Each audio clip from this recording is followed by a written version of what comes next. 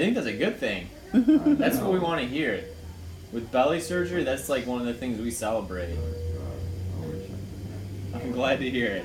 All right, so what updates can I offer you right now? The MRI. So the MRI came back.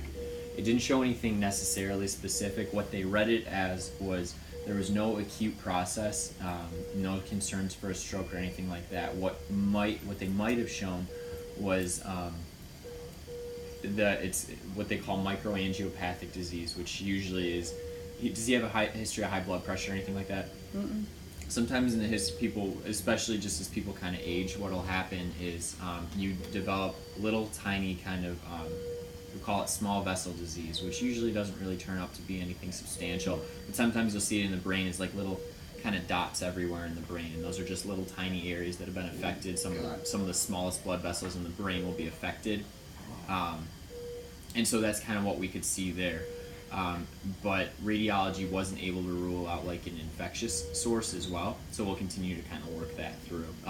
It was more likely on the microangiopathic side of things, especially just because common things mean common. That's one of the more common things too than this infectious source. But they didn't see any sort of like new infarct or new stroke or anything like that. No new acute process, and also they didn't see any evidence of what we call like a toxic metabolic encephalopathy, which is what you can commonly see in post-op patients.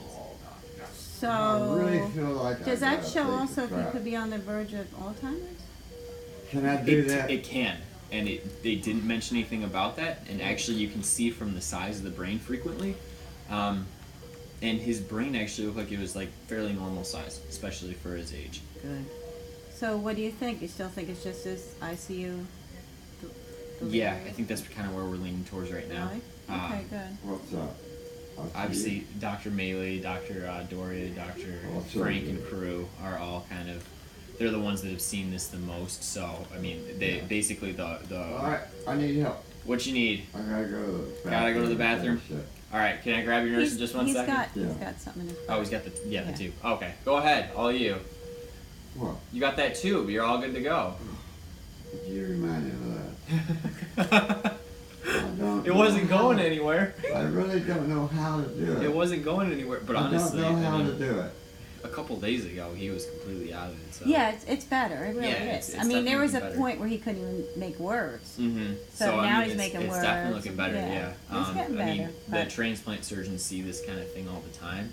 Okay. So they're really the ones that'll be able to look at that image and think and give their kind of impression. We just kind of will see it. Radiology, the experts, like the radiology experts, will tell us what they see, but they also don't really have a clinical correlation, and we haven't, as residents, seen enough God, transplant you don't patients know to how really bad kind of- that is for. I can't imagine it's that comfortable, honestly. Yeah, I mean, why do people say that and then stand around and, oh, too bad.